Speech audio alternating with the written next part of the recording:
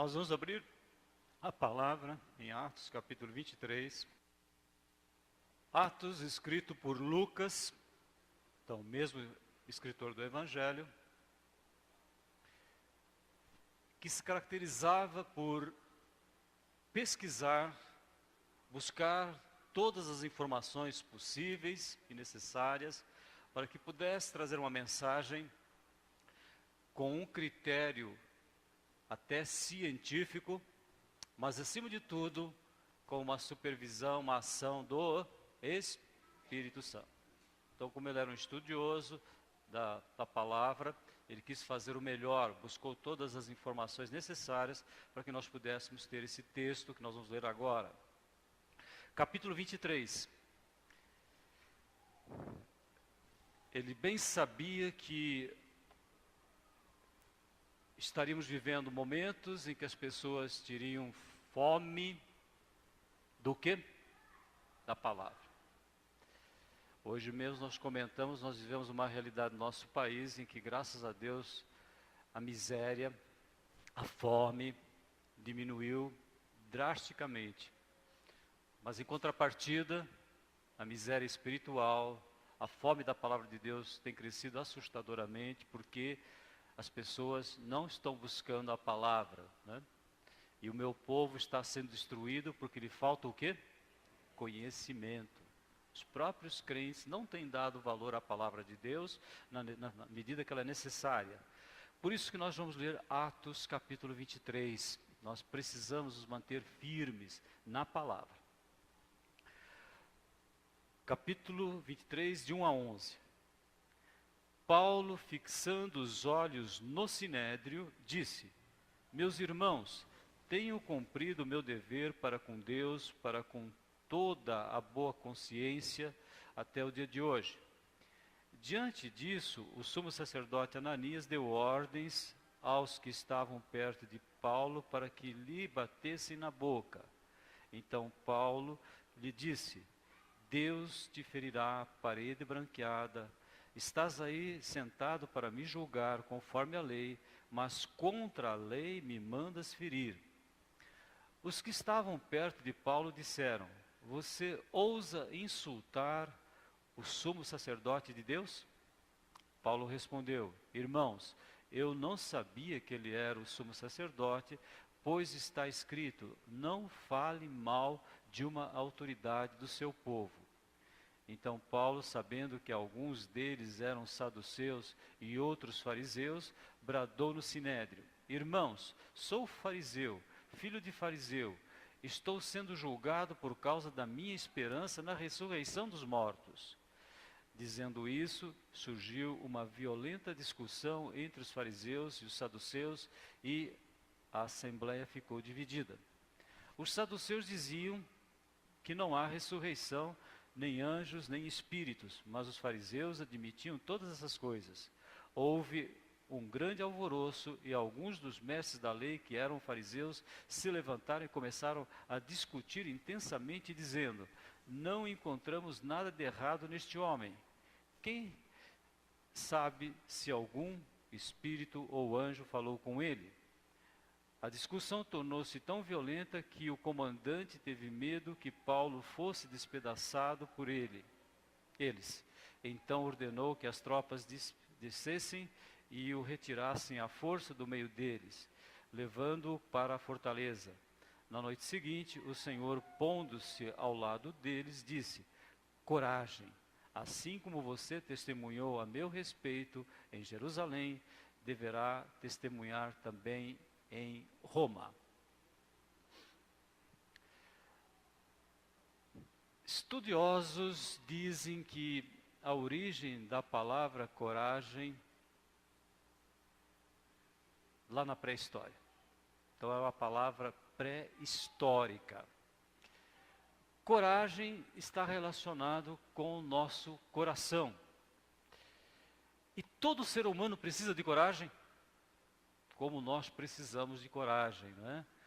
Coragem é uma palavra que tem significado muito abrangente. Ânimo, disposição, tenacidade, vencer medo, vencer a angústia, vencer a nossa total incapacidade de resolver, às vezes, questões mínimas da nossa existência. Como, por exemplo, receber o perdão pela nossa própria força. Então, nós precisamos que o Espírito Santo esteja fortalecendo a nossa coragem. Nós já lemos hoje, mas como é bom poder.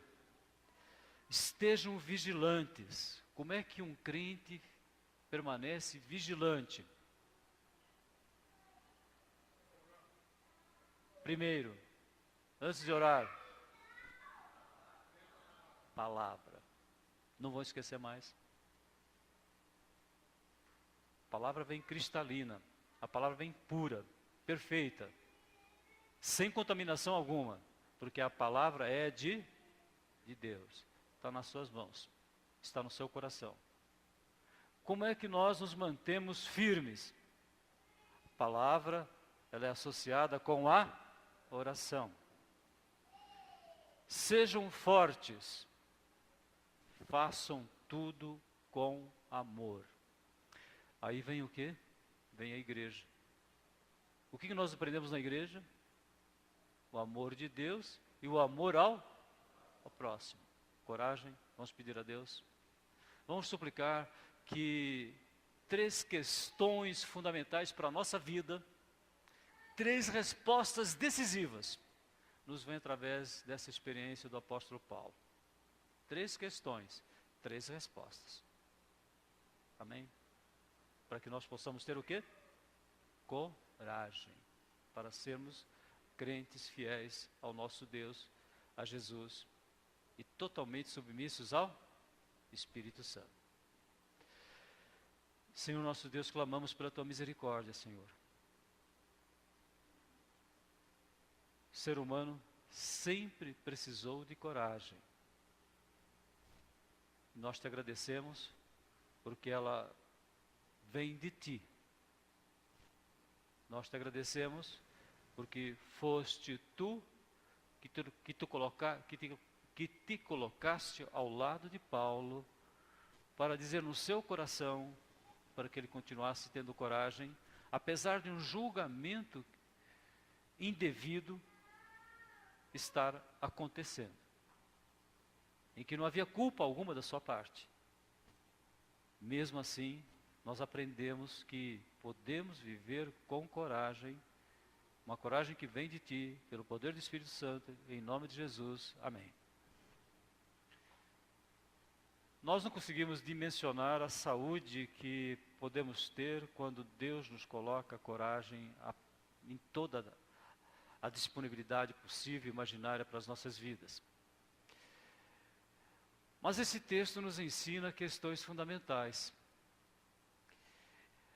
Do versículo 1 ao versículo 5, nós vamos perceber que ele estava passando por um julgamento.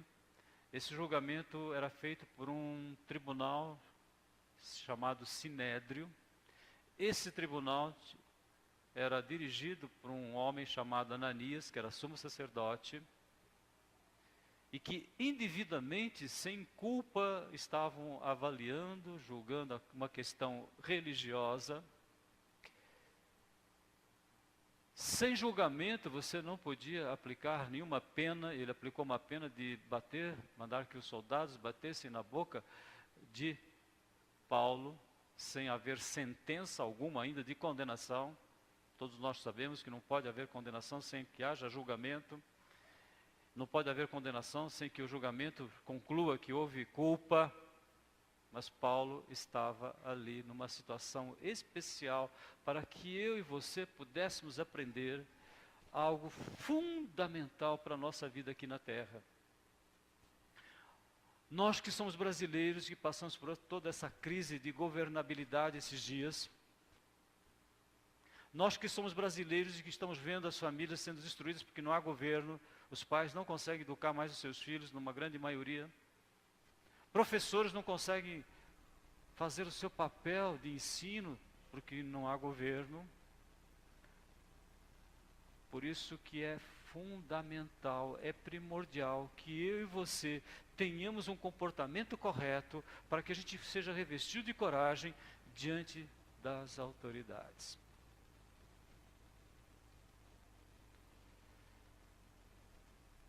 Dizem que nós estamos atravessando a maior crise de autoridade na história da humanidade, principalmente na questão pais e filhos, mas em todos os sentidos, né? Então, o que a palavra ensina? Como é que eu tenho que conviver em relação ao meu pai, minha mãe, meu professor, o meu prefeito, na minha igreja? Como que eu tenho que me comportar para que eu possa viver uma vida extremamente saudável de coragem? Porque você precisa de coragem para tudo. Até para se alimentar. Vocês sabiam? Você precisa de coragem para sorrir. Eu atendo pessoas que não sorriem de forma alguma. Elas não têm coragem de sorrir. Nós precisamos de coragem. Primeira questão importante, como é que eu e você temos nos comportado em relação às autoridades? O que a Bíblia nos ensina a respeito disso? Como é que você tem orado pelo teu esposo? Como é que você tem orado, porque é uma autoridade na família? Pelo seu pai, pela sua mãe, pelo prefeito, pelo governador, pelo presidente, por todas as nossas autoridades militares, jurídicas, legislativas, executivas, tudo que você pode imaginar que é a autoridade da nossa vida, o seu chefe. Todos devem sujeitar-se às autoridades governamentais, pois não há autoridade que não venha de Deus, e as autoridades que existem foram por Ele estabelecidas. Portanto, aquele que se rebela contra a autoridade está se opondo contra o que Deus instituiu, e aqueles que assim procedem fazem condenação, trazem condenação para si mesmos. O apóstolo Paulo, ele ficou assustado quando disseram para ele que aquele homem que estava ali mandando que ele fosse esbofeteado ou agredido, ele era uma autoridade e que, segundo algumas fontes históricas, não na Bíblia, era uma autoridade com muita capacidade, mas extremamente cruel. Alguns estudiosos pesquisaram e provavelmente Ananias, é possível a gente saber algumas coisas. Nós temos um historiador que conta a história do povo judeu, Flávio Joséfo, alguns de vocês já ouviram falar, e a gente encontra coisas lá que não vai encontrar na Bíblia, porque a Bíblia não precisa falar isso para nós, mas esse homem não era nada que se possa imaginar de uma autoridade agradável, uma autoridade simpática, uma autoridade que a gente tem prazer em conhecê-la, em estar com ela.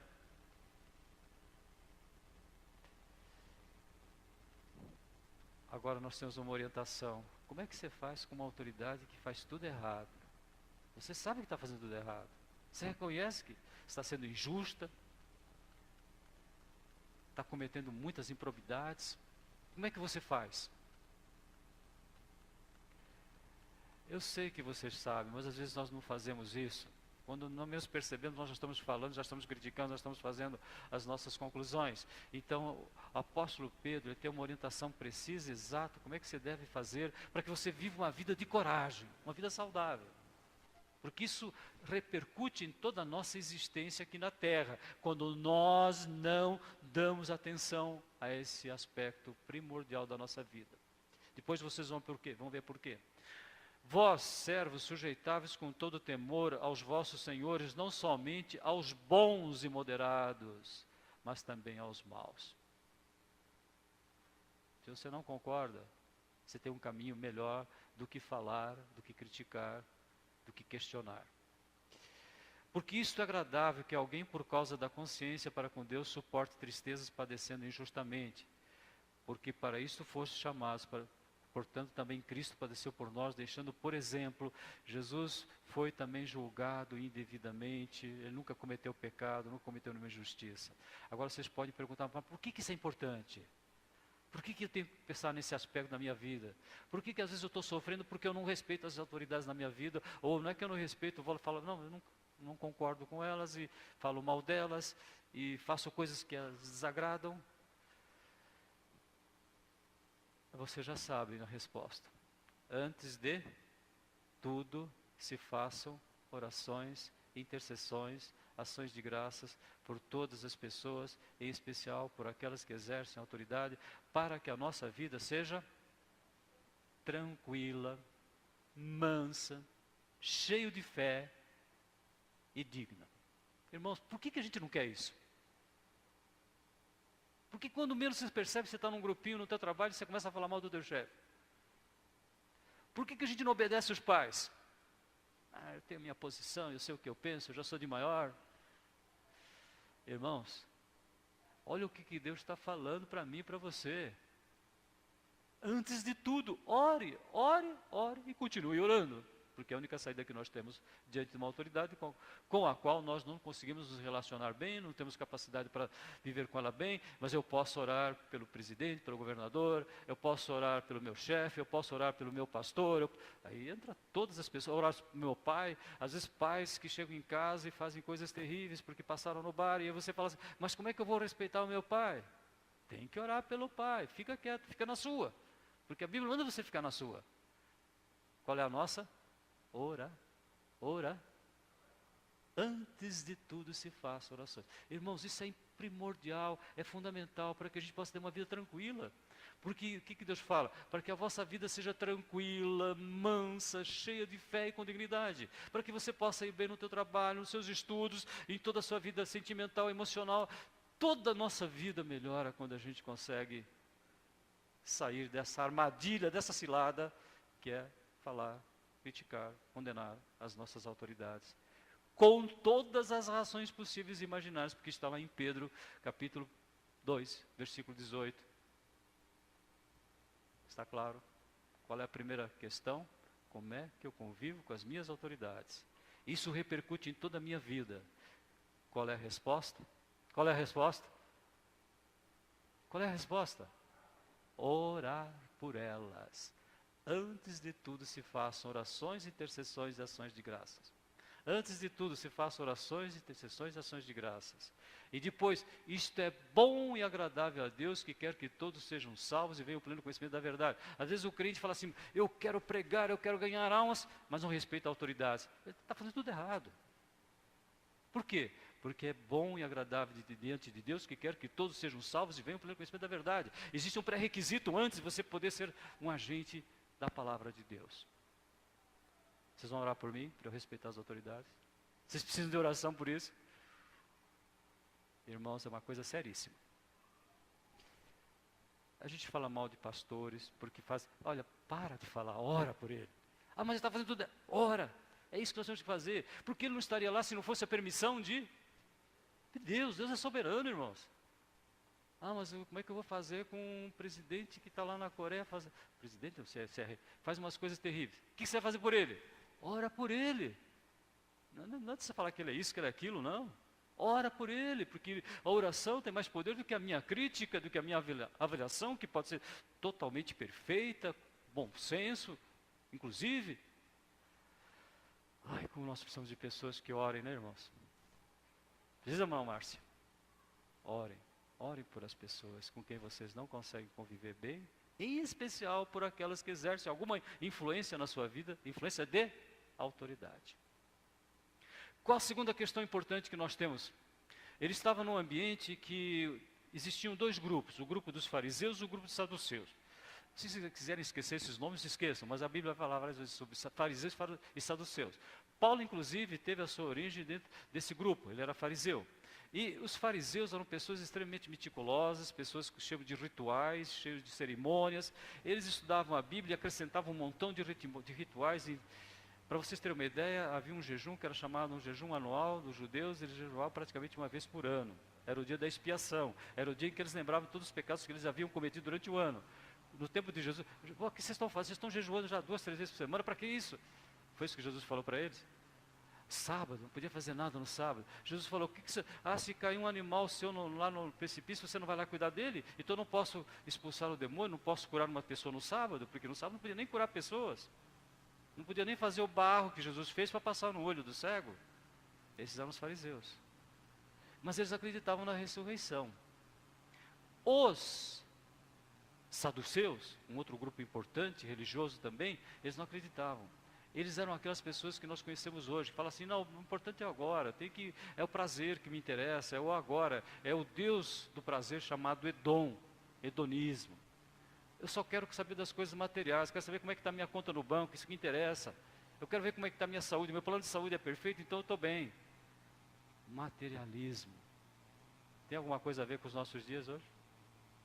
Quanto mais você comprar, mais feliz você vai ficar. Consumismo. Não importa se você usar droga e depois você morrer. O importante é que você sentiu um prazer naquela hora de usar. Não importa o joguinho que você está jogando, que você está jogando, né? Estava lendo, não sei se é verdade, que tem pessoas jogando Pokémon e estão sendo atropelados, inclusive. Não importa, o importante é que eu estou saciando a minha vontade de jogar. O que é isso aí? Século 21. E vocês olhem, tomem cuidado com seus filhos, viu? Porque a situação, a dependência digital é realmente o assunto seríssimo para os nossos dias. Mas ele tinha um assunto, o assunto mais importante que nós podemos cogitar na nossa vida. Qual é? Ressurreição. Ressurreição. Se aqui na terra eu quero viver bem, eu tenho que tomar cuidado como é que eu me comporto em relação às pessoas que têm alguma autoridade na minha vida. Mas eu preciso estar preparado para o céu. Vocês estão preparados para o céu? É isso que ele está colocando. Como está destinado aos homens morrer uma única vez e depois estar na presença de Deus. Então ele levantou a questão mais significativa do ser humano, que é a existência, que nós viemos do pó e pro pó, voltaremos, segundo o homem mais sábio que passou aqui pela terra. Ele não sabia nada de biologia, não sabia nada do que nós sabemos hoje, mas ele sabia que nós tínhamos vindo de substâncias que Deus criou, pó, e que ao pó voltaríamos, né? O homem pode viver e não... Que homem pode viver e não ver a morte? Ou livrar-se do poder da sepultura? Vocês conhecem alguém que é capaz de livrar-se disso? É triste pensar nisso, mas é saudável pensar que Deus nos deu a ressurreição. Esse foi o tema principal que Jesus colocou para nós seres humanos. Porque depois que nós recebemos o perdão, a reconciliação e a vida eterna, eu vou viver como uma pessoa ressurreta. Ressurreição.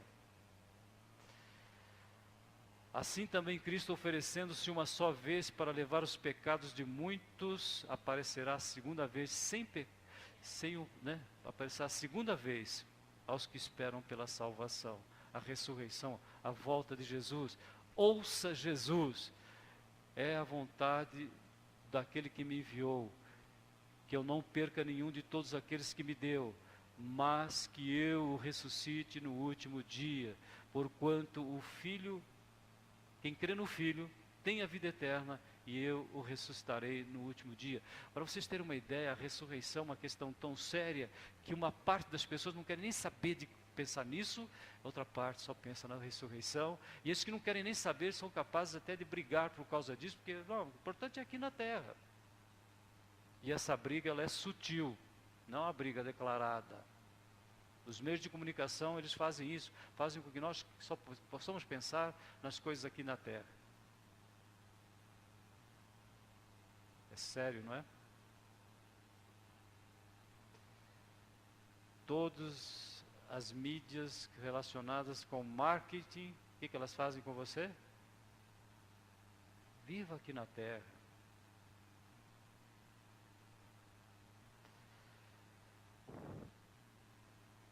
Use bastante álcool, né? Não, mas não é álcool, é cerveja. Olha como engana a gente, né? Vendem cerveja como se fosse alimento no nosso país. Criticar as autoridades não adianta, mas orar para que as nossas autoridades tomem uma iniciativa correta, séria nesse sentido.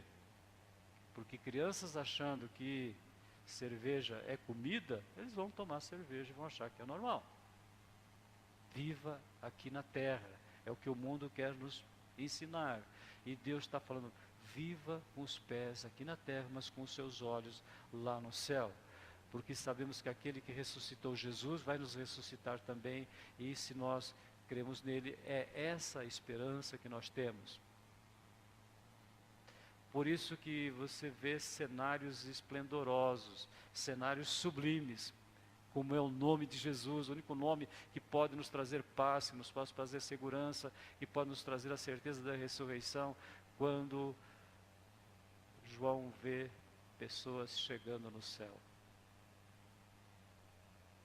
Esse é um cenário que eu e você precisamos imaginar todos os dias, chegando no céu, porque ressuscitaram. Receberam um nome que foi escrito no céu. Por isso que eu disse para vocês querem pensar na ressurreição? Foi o que o apóstolo Paulo fez ali naquela hora. Fez com que eles caíssem na realidade, mas isso trouxe bastante inimizade entre os dois grupos, porque um grupo defendia escancaradamente que você morreu, acaba tudo aquilo. E o outro grupo dizia, não, se você morrer, você pode ter a certeza da ressurreição, se antes de morrer você aceitar Jesus no seu coração, receber o perdão e a certeza da vida eterna. O terceiro aspecto nós já vimos, né? O que nós precisamos para viver essa vida? Coragem. Paulo, depois de tudo isso, ele recebe uma palavra do Senhor. Na noite seguinte, o Senhor, pondo-se ao lado dele, disse, coragem, assim como você testemunhou a meu respeito em Jerusalém, deverá testemunhar também em Roma. Coragem. O salmista diz que Deus coloca coragem nos nossos corações, mesmo em tempos difíceis, até em tempos de fome Ele dá coragem para nós.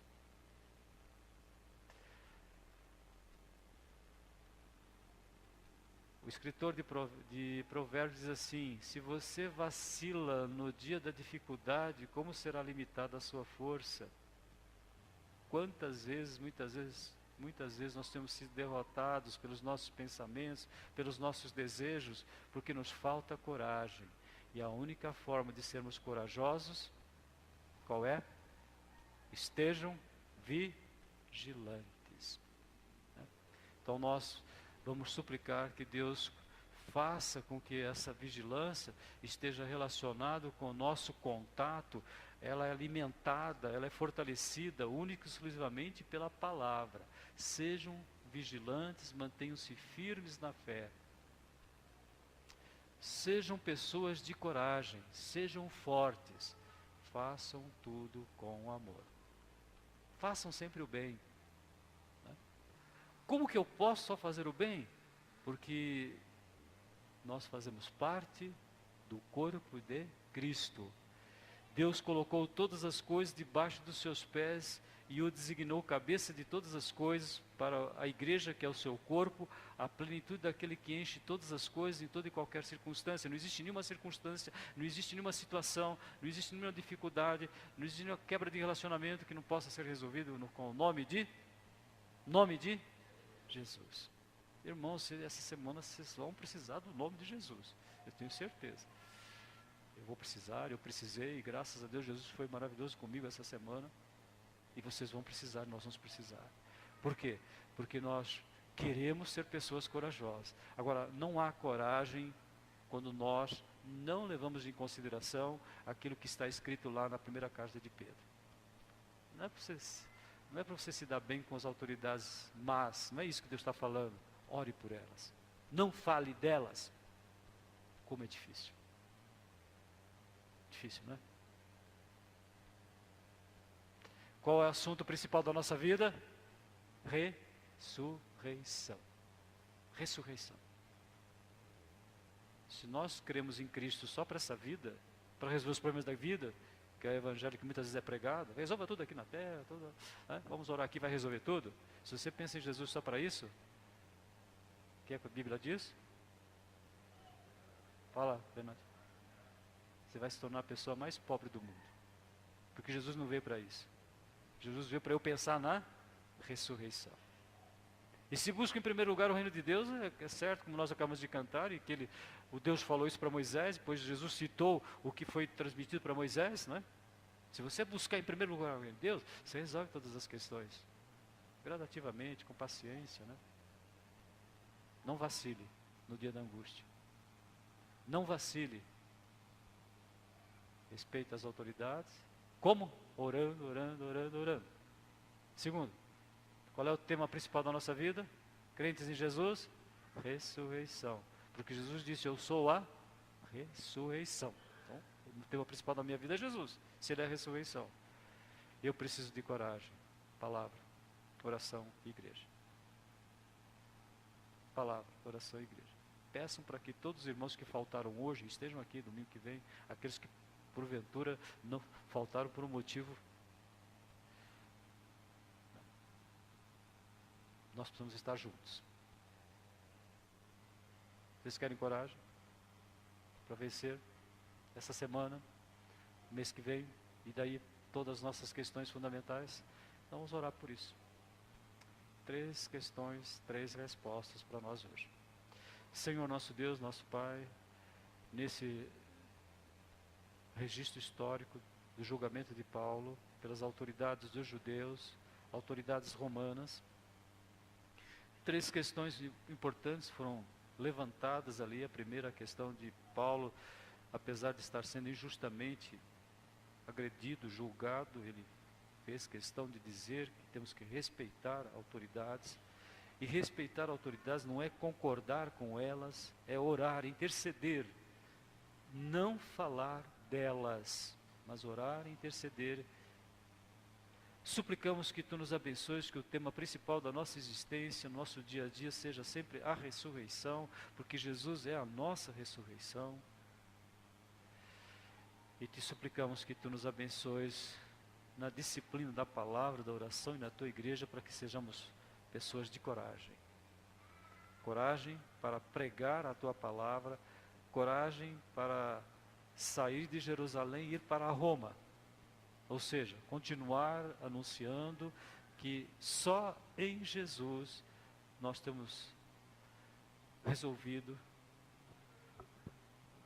todas as questões, todos os nossos momentos, as nossas ansiedades. Senhor, nos faz corajosos com a Tua coragem, no poder do Espírito Santo, em nome de Jesus. Amém.